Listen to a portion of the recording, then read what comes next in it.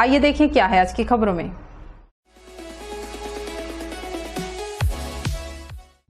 कोरबा में शनिवार के दिन विश्वकर्मा जयंती के अवसर पर भगवान विश्वकर्मा की स्थापना के साथ ही शहर के कल कारखाने देवालय के रूप में नजर आए। भगवान विश्वकर्मा की विधिवत पूजा अर्चना शंख और घंटी के ध्वनि के साथ बड़े धूमधाम से की गई। पूजा स्थल में उत्साह और उमंग में लोग नजर आए। शहर के तकनीकी संस्थान, ऑटो एवं बस स्टैंड सहित अन्य संस्थानों में देव शिल्पी विश्वकर्मा की भक्ति में लोग डूबे नजर आए। शहर से लेकर उपनगरीय क्षेत्रों में विश्वकर्मा जयंती का उत्साह आम लोगों में नजर आया।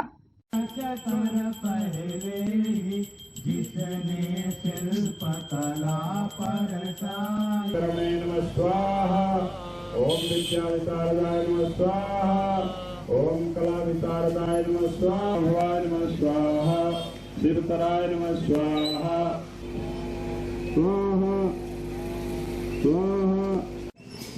यज्ञोपवीतं क्रमं पवित्रं प्रजापतेर्यत् स्वजं पुरस्तात्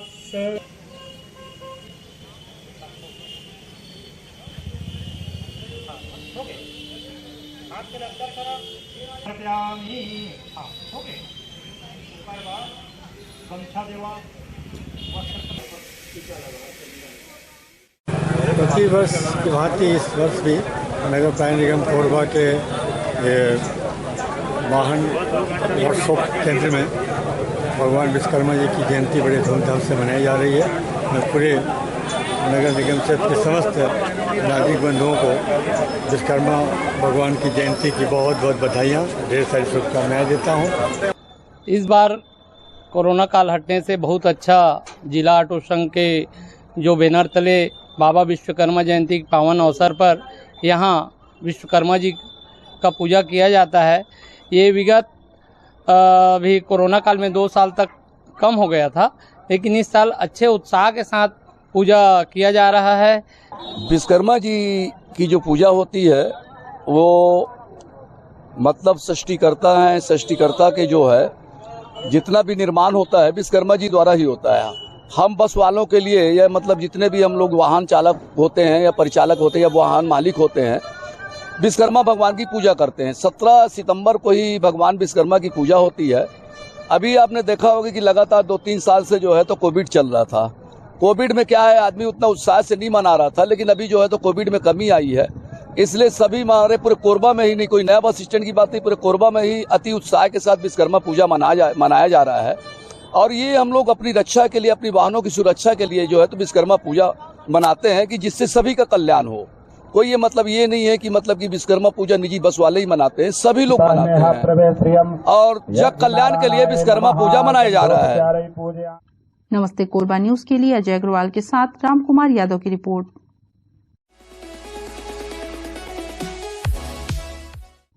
25 वर्ष पहले सड़क के लिए अधिग्रहित की गई ग्राम कतरीमाल की जमीन का ग्रामीणों को मुआवजा नहीं मिलने समेत अन्य मांगों को लेकर पूर्व गृह मंत्री व विधायक ननकीराम कंवर अनिश्चितकालीन धरना में बैठ गए। 7 घंटे तक चला आंदोलन कलेक्टर की पहल पर 15 दिन के आश्वासन पर समाप्त हुआ। कनकी बिलासपुर मार्ग में स्थित ग्राम कतरीमाल के ग्रामीणों की जमीन सड़क निर्माण के लिए 25 वर्ष पहले अधिग्रहित की गई थी। जमीन के एवज में मुआवजा का वितरण किया जाना था, लेकिन प्रशासन की अनदेखी की वजह से अभी तक मुआवजा नहीं मिल सका है। इस संबंध में पूर्व गृह मंत्री ननकीराम कंवर कई बार प्रशासन से पत्राचार कर चुके हैं, लेकिन अभी तक सकारात्मक पहल नहीं होने पर शुक्रवार को ननकीराम कंवर उर्गा में कार्यकर्ताओं के साथ धरना में बैठ गए। मुख्य मार्ग में धरना दिए जाने से जाम लग गया और भारी वाहनों की आवाजाही थम गई। दोनों तरफ वाहनों की कतार लग गई। शाम को एसडीएम हरिशंकर पैकरा, सीएसपी योगेश साहू समेत अन्य अधिकारी स्थल पर पहुंचे और समझाइश देने का प्रयास करने लगे, पर ननकीराम अपनी मांग पर अड़े रहे। बाद में कलेक्टर संजीव कुमार झा ने मोबाइल में ननकीराम कंवर से बात कर 15 दिन के भीतर समस्या का निराकरण करने का आश्वासन दिया। साथ ही कोरबा चांपा 149 राज्य मार्ग में जमीन अधिग्रहण के दौरान हुए सर्वे में कई लोगों को छोड़ दिया गया था। उनका सर्वे कर मुआवजा तैयार करने, अधिग्रहण व मुआवजा वितरण में की गई गड़बड़ी की जांच करा उचित कार्रवाई करने का आश्वासन दिया। ननकीराम कंवर ने कहा कि 15 दिवस के भीतर समस्या का निदान नहीं किए जाने पर पुनः उग्र आंदोलन किया जाएगा। यहाँ के अधिकारी धरना करके या इस रोड में जो जमीन तक नहीं मिला है, क्या बोलते हैं, मुआवजा, इसको एक्विजिशन कर लिए हैं बोलते हैं, लेकिन किसी भी व्यक्ति को नोटिस नहीं दिया कि भाई आपकी जमीन नहीं ले रहे हैं। नोटिस व्यक्तिगत इतना पैसा हो तो कंपनसेशन होता है, आप चाहते हैं कि नहीं चाहते हैं, ये नोटिस करो। और आज इनको 77-78 का एक्विजिशन का केस इनके पास नहीं है। अब ये सोचते हैं किसान ही बेईमान है, किसान ज़्यादा पैसा ले लेगा। अरे आज के हिसाब से एक्विजिशन देना पड़ेगा उनको, इसलिए देना पड़ेगा कि व्यक्तिगत नोटिस नहीं दिए हैं, कोर्ट में जाएंगे तो कोर्ट उनको किसानों के पक्ष में ही फैसला हुआ, सुप्रीम कोर्ट तक के फैसला हुआ, और उनको नहीं मालूम है कि धारा के अंतर्गत हमको देना चाहिए। नहीं, वार्ता सार्थक नहीं है। किसान कह रहे हैं कि हम अपने खेत कमाएंगे सीधा सीधा, है ना। जैसे भूपेश लबरा, जिसकी सरकार लबरा, वैसे अधिकारी अभी वो फिर एक टाइम मांग रहे हैं। अरे बिलासपुर से लाना था, जब उनके पास से यहाँ रिकॉर्ड नहीं है तो बिलासपुर से लाना था, और रिकॉर्ड जरूरी है कि बिलासपुर में होगा। ठीक है, पहले रिकॉर्ड नहीं था बिलासपुर, जिला बिलासपुर, लेकिन आज तक इनको ले आना चाहिए था। अब किसान मांग कर रहे हैं तो। नमस्ते कोरबा न्यूज के लिए संतोष अग्रवाल के साथ रामकुमार यादव की रिपोर्ट।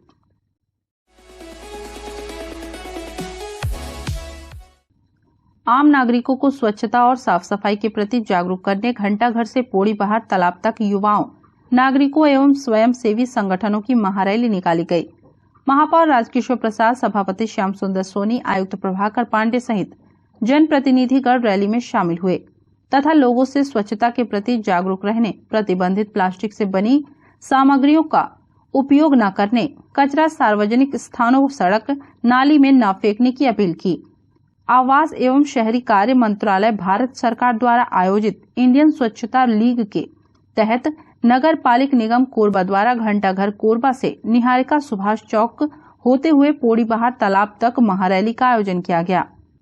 इस महारैली में नगर के युवागण, एनएसएस व एनसीसी के कैडेट, रोटरी क्लब के सदस्यगण, नगर निगम कोरबा के अधिकारी कर्मचारी तथा विभिन्न स्वयं सेवी संगठन के सदस्य व काफी संख्या में शहरवासी शामिल हुए। इस रैली को हरी झंडी दिखाकर रवाना किया गया। रैली के माध्यम से आम नागरिकों को स्वच्छता के प्रति जागरूक रखने, अपने शहर को साफ सुथरा रखने, घरों व प्रतिष्ठानों, दुकानों से निकले कचरे को सार्वजनिक स्थान, सड़क, नाली में न डालने, अपशिष्ट को डोर टू डोर संग्रहण हेतु पहुंचने वाले सफाई रिक्शा व वाहन में ही देने, प्रतिबंधित प्लास्टिक का उपयोग न करने की अपील की गई। रैली समापन के पश्चात पोड़ी बहार तालाब परिसर एवं मुक्तिधाम में महापौर, सभापति, आयुक्त व जनप्रतिनिधियों तथा स्वयंसेवी संगठन के सदस्यों ने साफ सफाई का कार्य भी किया।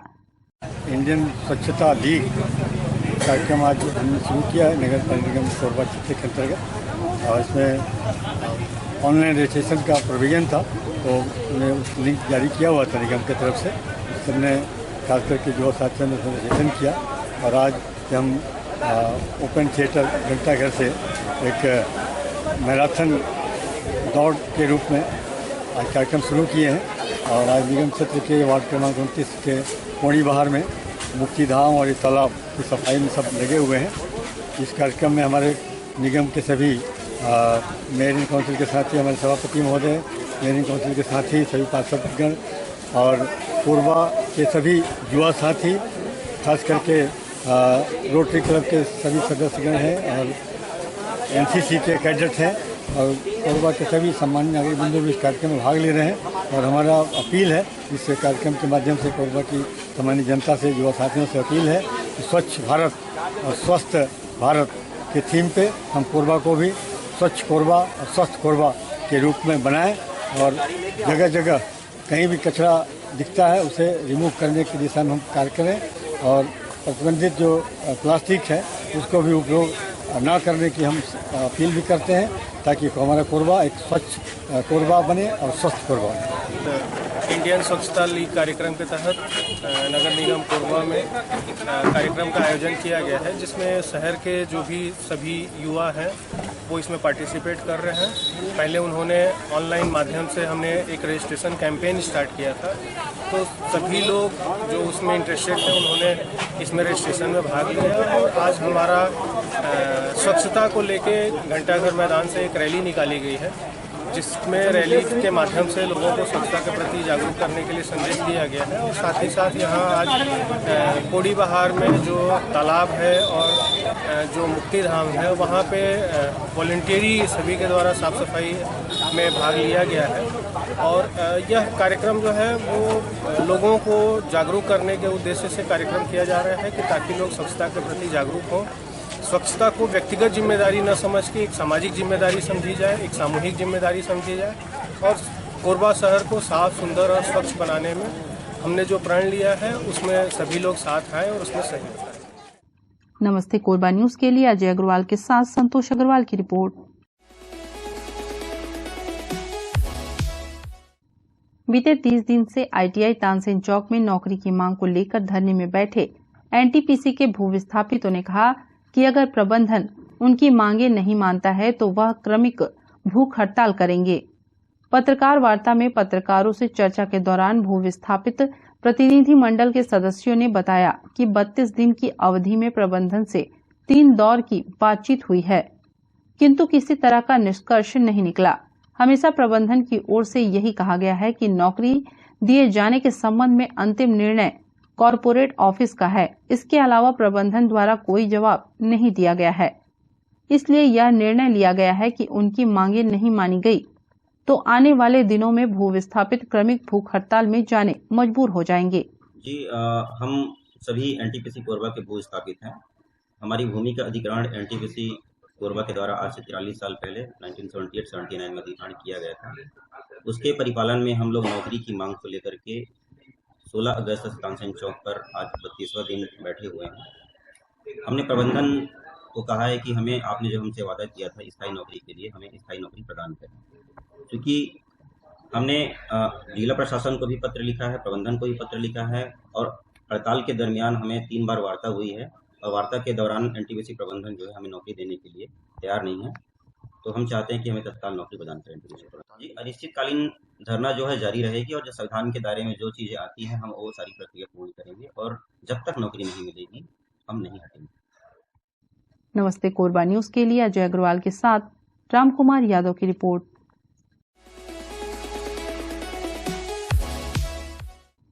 कोरबा एवं रायपुर में SECL के CSR द्वारा आयोजित 520 प्रशिक्षणार्थियों का तकनीकी प्रशिक्षण कार्यक्रम संचालित किए जा रहे हैं, जिसमें कुल 170 प्रशिक्षणार्थियों का प्रशिक्षण सफलतापूर्वक संपन्न हो गया।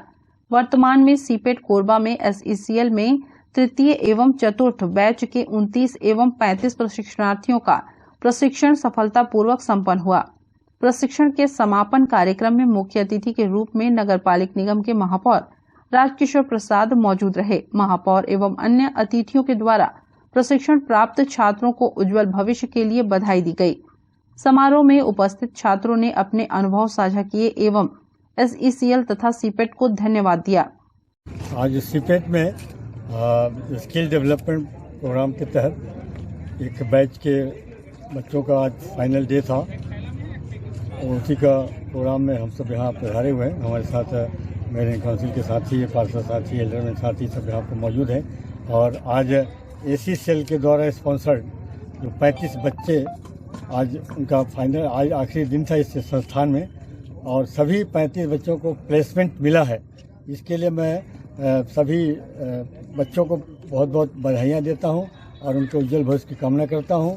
साथ ही जो सीपेट संस्थान के द्वारा इन बच्चों को अच्छे से पढ़ाई कराया गया, उनके कौशल को डेवलप किया गया और साइट में भी प्लेसमेंट उन सभी को दिलवाए, इसके लिए भी उनको सबको बहुत बहुत बधाइयाँ। साथ ही जो SECL के द्वारा उन सभी बच्चों को स्पॉन्सर किया गया, उनकी पढ़ाई का खर्च, रहने का खर्च सभी उनके द्वारा वहन किया गया, तो इसके लिए भी मैं SECL प्रबंधन को भी बहुत बहुत बधाई देता हूँ। और जो भी बच्चे आज पास आउट होकर के आज यहाँ से निकल रहे हैं और अपनी जॉब में लगेंगे, उनके उज्जवल भविष्य की मैं कामना करता हूँ।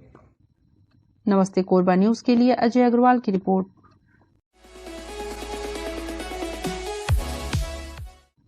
मुख्यमंत्री भूपेश बघेल के मंशानुसार जिले के सभी विकास खंडों में 2 रूरल इंडस्ट्रियल पार्क विकसित करने के लिए कलेक्टर संजीव झा ने विकासखंड कटघोरा के कोराई और रंजना गौठान का औचक निरीक्षण किया। कलेक्टर झा ने गौठानों में पहुंचकर रूरल इंडस्ट्रियल पार्क विकसित करने हेतु गौठानों में उपलब्ध जगहों का अवलोकन किया।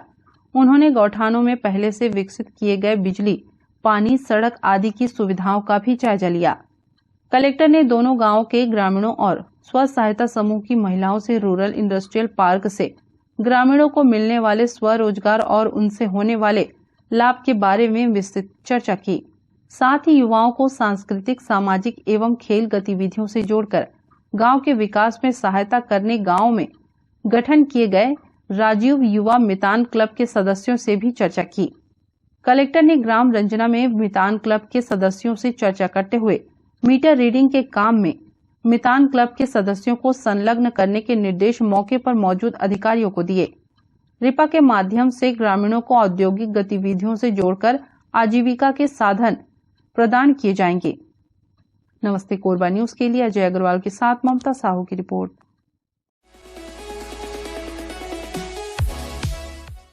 बड़ी गाड़ी वाले हो जाए सावधान, जंगल से निकलकर आपकी गाड़ी में सवार होकर कभी भी आपके घर तक पहुंच सकते हैं जमीन में रेंगने वाली मौत।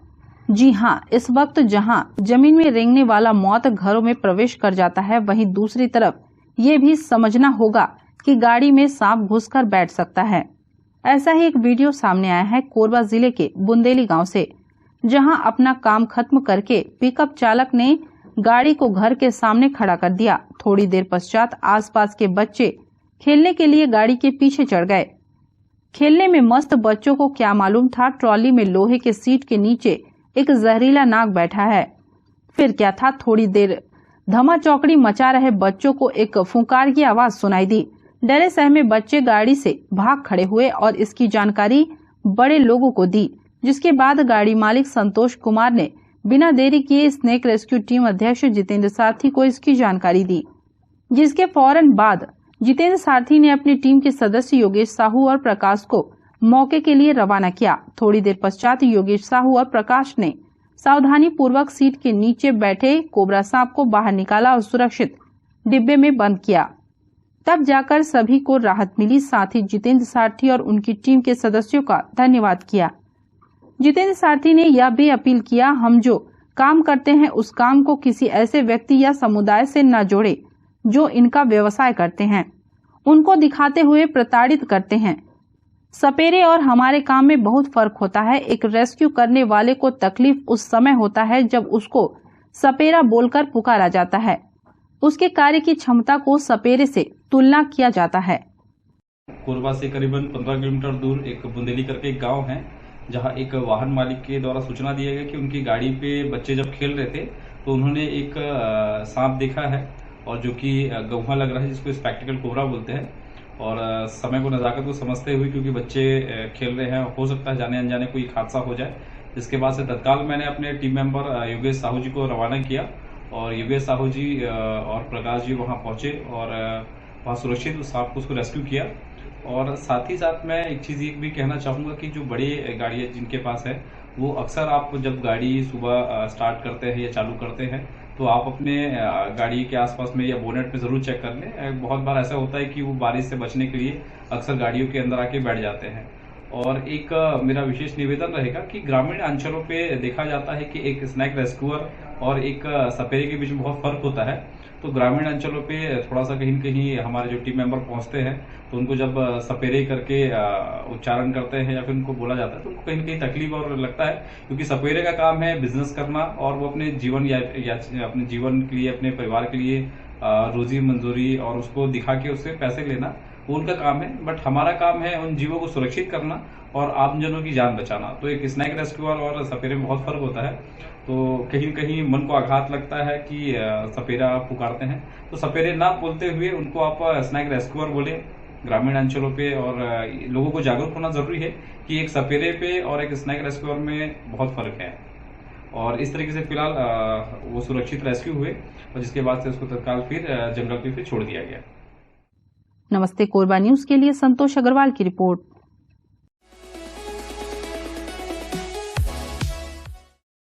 हमें जानकारी मिली है कि कुछ लोग नमस्ते कोरबा समाचार में खबर चलाने के नाम से पैसों की उगाही कर रहे हैं। आप सभी से अनुरोध है कि खबर चलाने के नाम से अगर कोई आपसे पैसों की मांग करता है तो आप अपने संबंधित थाना क्षेत्र में उस व्यक्ति की शिकायत करें। इसके साथ ही आप हमसे नीचे दिए गए नंबरों पर संपर्क करें। हम निष्पक्ष पत्रकारिता करते हैं।